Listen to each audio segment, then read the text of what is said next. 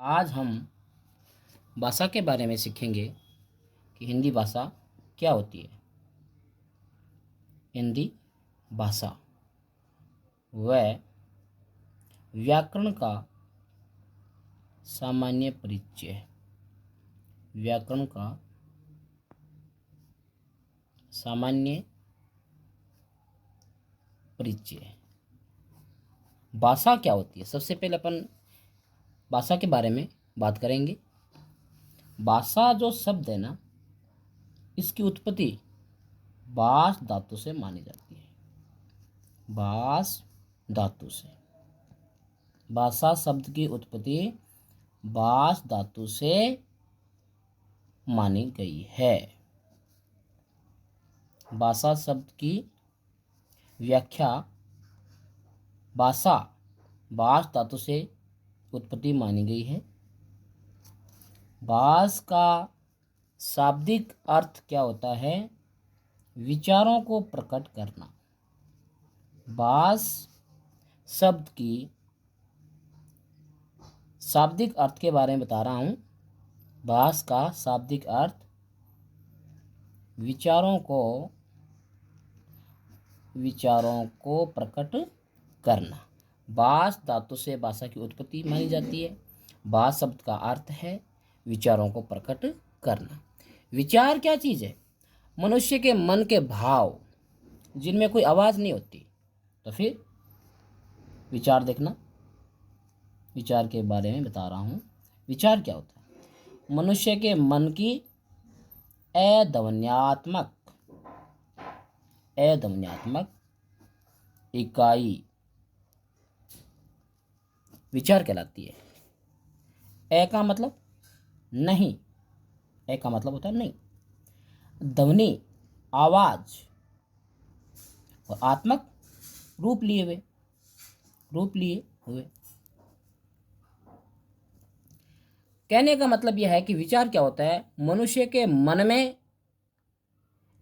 ऐसे शब्द, ऐसे विचार जिनकी आवाज़ नहीं होती और वो आत्मक यानी रूप लिए हुए होते हैं। मनुष्य के मन के भाव जिनमें आवाज़ नहीं होती वो विचार कहलाते हैं। और इन विचारों का माध्यम कह दो, साधन कह दो। इन विचारों का माध्यम जो होता है ना, वो होती है भाषा। वो भाषा होती है। भाषा के बिना विचारों का आदान प्रदान करना संभव नहीं है। ठीक है, इसलिए हमें भाषा के बारे में जानकारी लेना जरूरी है। तो भाषा की हम लिख रहे हैं, भाषा की डेफिनेशन, भाषा की परिभाषा बता रहे हैं आपको। ध्यान से सुनना, समझना। भाषा की परिभाषा विचारों का आदान प्रदान, लेना देना, संप्रेषण। भाषा की परिभाषा है विचारों का आदान प्रदान जिस माध्यम से किया जाता है, जिस माध्यम से किया जाता है वह भाषा कहलाती है। ठीक है ना? भाषा की परिभाषा क्या है? विचारों का आदान प्रदान जिस माध्यम से किया जाता है, जिस साधन से किया जाता है, उसको क्या कहते हैं? भाषा। भाषा के बिना विचारों का आदान प्रदान करना संभव नहीं है। ठीक है, तो अब देखना, विचारों का आदान प्रदान इधर एक और सामने भी एक आदमी के मध्य हो सकता है। इधर एक से अधिक व्यक्ति हो सकते हैं और इधर भी एक से अधिक व्यक्ति हो सकते हैं।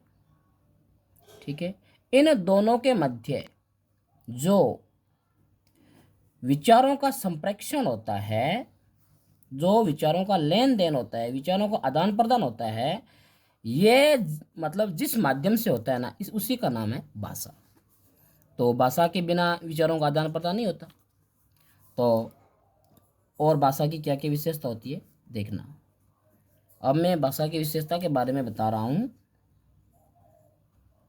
भाषा की विशेषताएं। पेन बंद हो गया है, दूसरा पेन लेके बात करते हैं आपसे वापस। ठीक है, दोनों ही पेन बंद हो गए।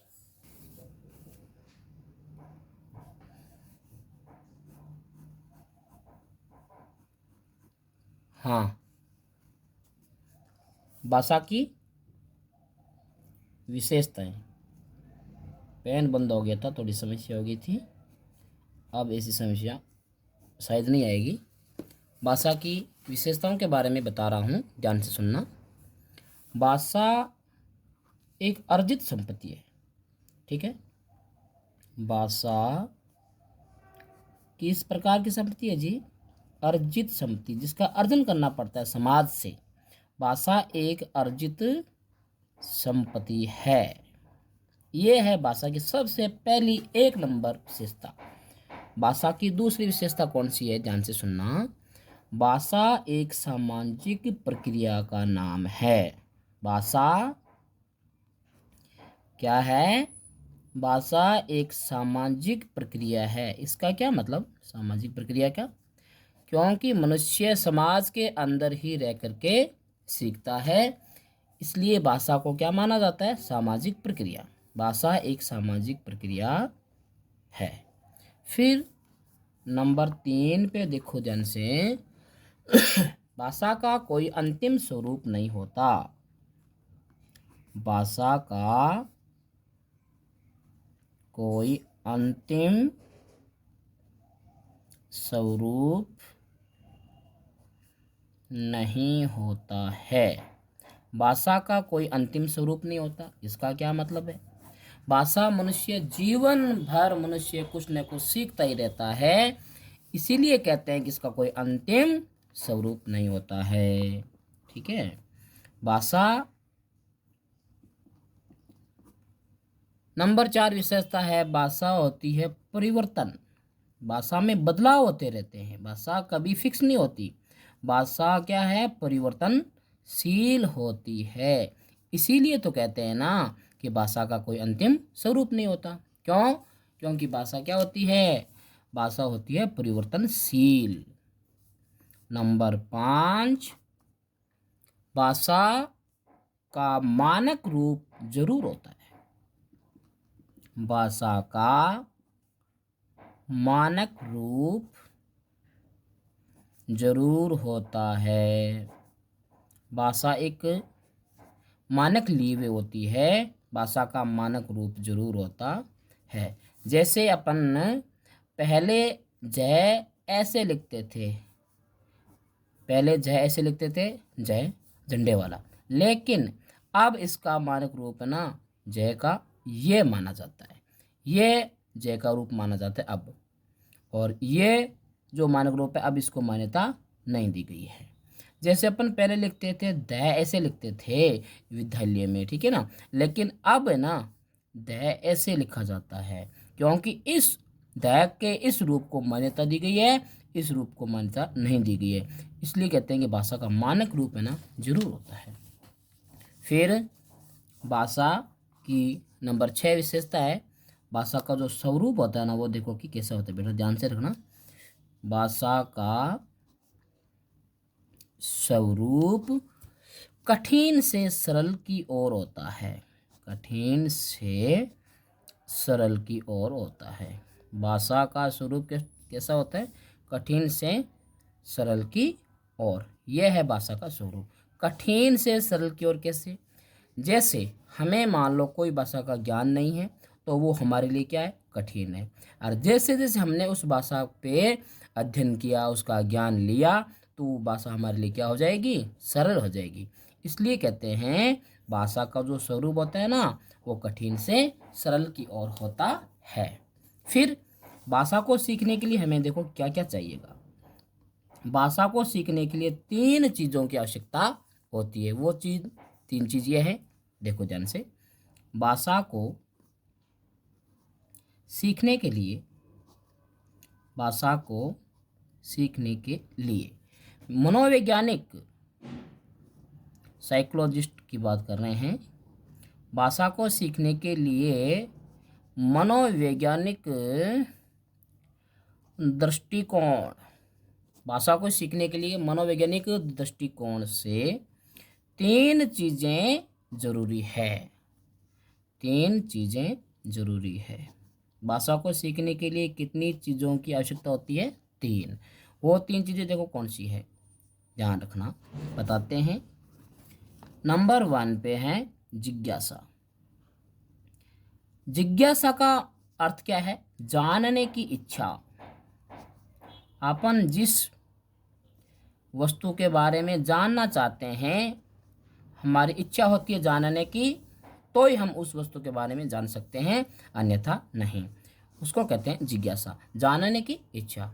कहा जाता है ना कि घोड़े को तालाब पर तो ले जाया जा सकता है, लेकिन पानी पीना घोड़े की इच्छा पर निर्भर करता है ना। नंबर 2 है क्या? ध्यान से सुनना, अनुकरण। अनुकरण का मतलब क्या होता है? के जैसा। के जैसा मतलब जब छोटा बच्चा होता है ना, तो वो अनुकरण के माध्यम से ही भाषा सीखता है। कैसे?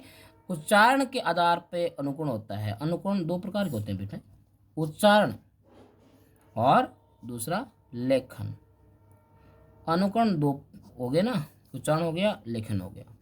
और नंबर 3 पे है अभ्यास। अभ्यास भी ज़रूरी होता है किसी चीज़ को समझने के लिए। तो भाषा को सीखने के लिए मनोवैज्ञानिक दृष्टिकोण से 3 चीज़ें ज़रूरी होती है। नंबर 1 पे जिज्ञासा, जानने की इच्छा। नंबर 2 अनुकरण, और नंबर 3 अभ्यास। ये बहुत ही मोस्ट है, इसको ध्यान रखना। यह आ सकता है एग्जाम में कि भाषा को सीखने के लिए कितनी चीज़ों की आवश्यकता होती है? जिज्ञासा, अनुकरण और अभ्यास। फिर है भाषा का विकास क्रम। भाषा का विकास क्रम, भाषा का विकास कैसे हुआ? तो यहाँ लिखते हैं भाषा का विकास क्रम। भाषा का विकास क्रम के लिए एक संक्षिप्त रूप है सुबोपली। सुबोपली कह सकते हैं, या कह सकते हैं सर्वप्ले, और इंग्लिश में कह सकते हैं LSRW। ये है भाषा का विकास क्रम।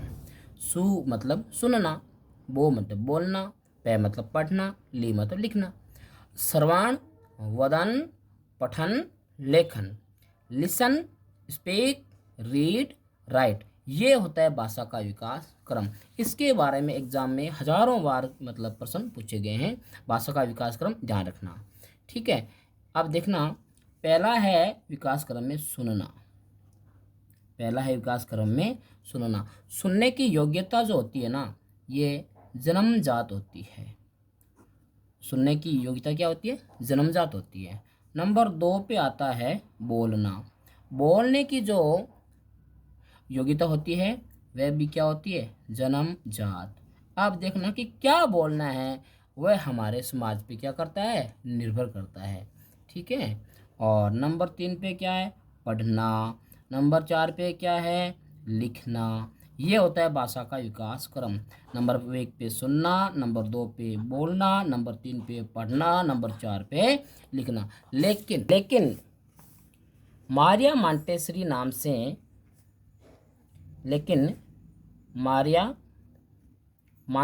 नाम से एक साइकोलॉजिस्ट है।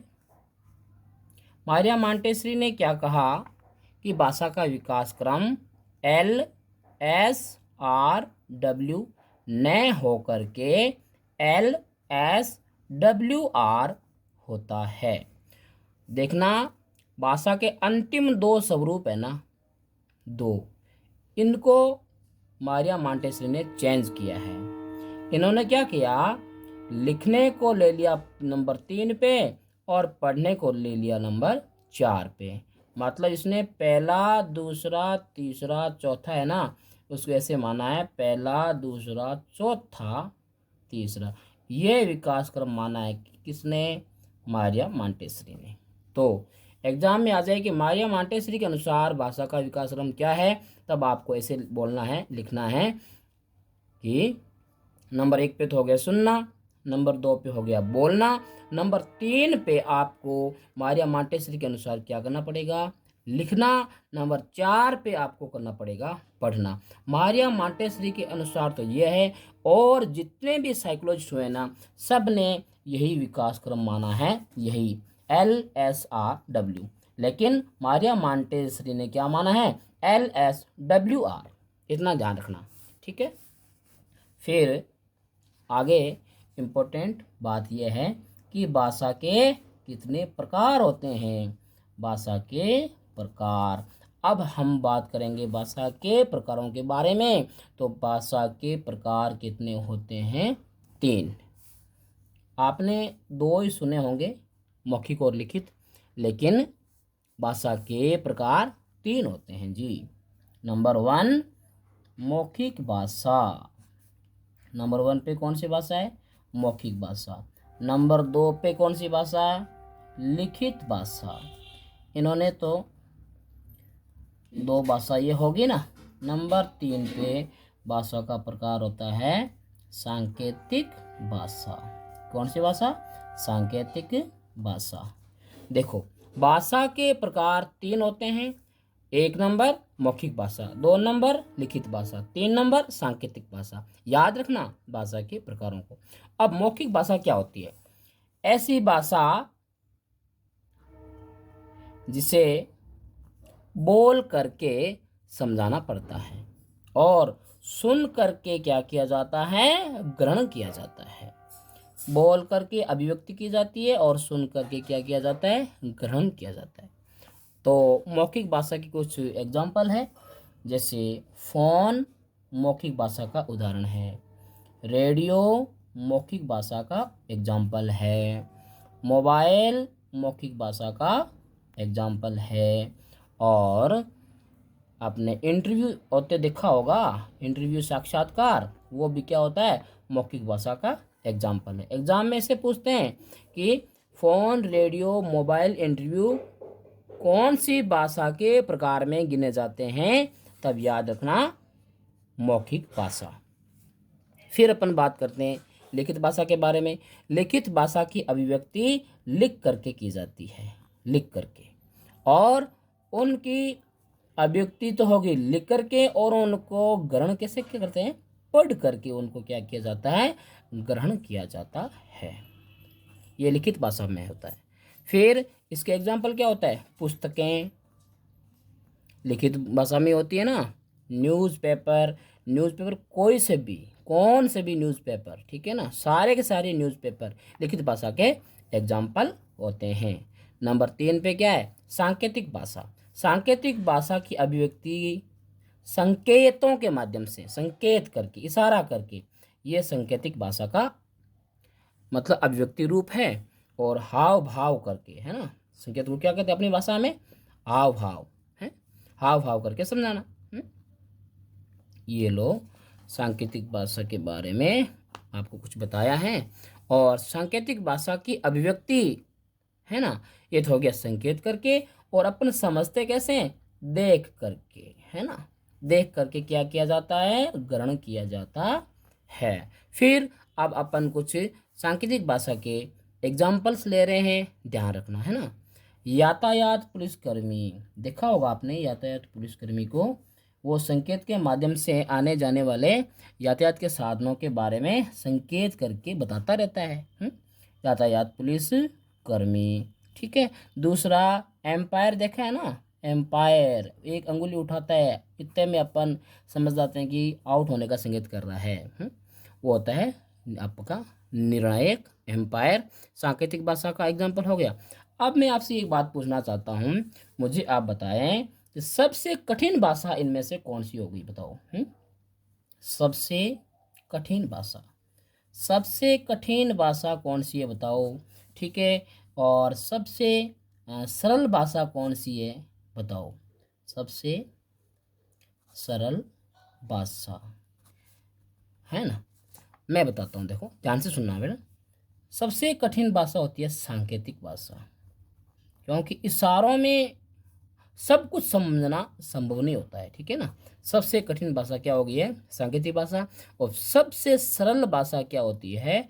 मौखिक भाषा, क्योंकि इसकी अभिव्यक्ति अपन सुन करके कर सकते हैं, ठीक है ना।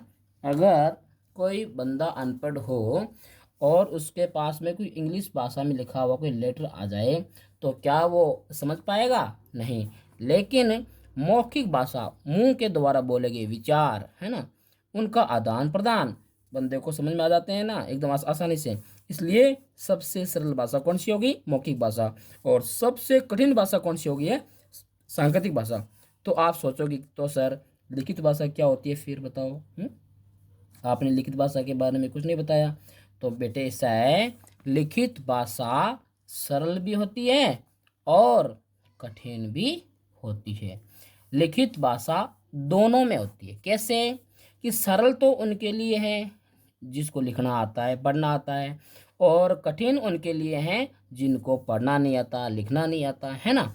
लेकिन मौखिक भाषा है ना, सबको आराम से समझ में आ जाती है, इसलिए सबसे सरल भाषा मौखिक भाषा हो गई, और सबसे कठिन भाषा हार्ड भाषा सांकेतिक भाषा हो गई। और लिखित भाषा जो है ना, ये अपने लिए सरल भी होती है और कठिन भी होती है, इसलिए लिखित भाषा को दोनों रूपों में मानेंगे। आज इतना ही, बाकी कल देखेंगे।